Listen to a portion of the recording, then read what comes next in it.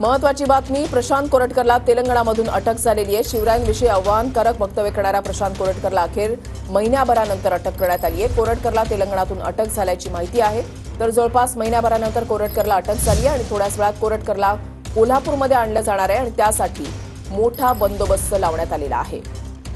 भूषण पाटील आमचे प्रतिनिधी या संदर्भातली अधिक माहिती देतील। भूषण,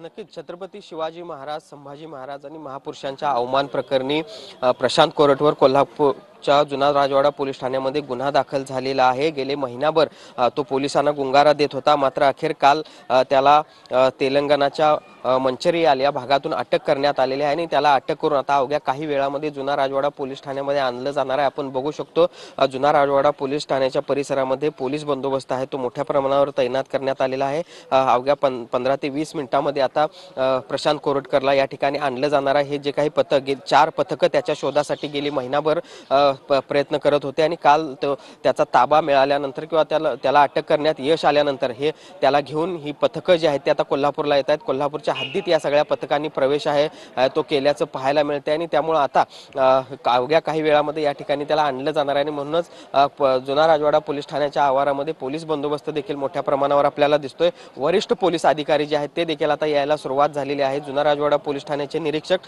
संजीव झाडे या ठिकाणी आलेले आहेत। त्याचबरोबर स्थानिक गुन्हे अन्वेषण विभागाचे निरीक्षक रवींद्र कळमकर हे देखील काही वेळापूर्वी जुना राजवाडा पोलीस ठाण्यामध्ये दाखल झालेले आहेत आणि त्यामुळे आता या ठिकाणी आणल्यानंतर प्रशांत कोरटकरच्या अटकेची कागदोपत्री प्रक्रिया आहे ती पूर्ण केली जाणार आहे आणि त्यानंतर त्याच्या वैद्यकीय चाचणीसाठी त्याला घेऊन जाणार आहेत आणि त्यामुळे एकूणच आपण बघतोय आज ज्या काही घडामोडी या अनुषंगाने घडणार आहेत त्या महत्त्वाच्या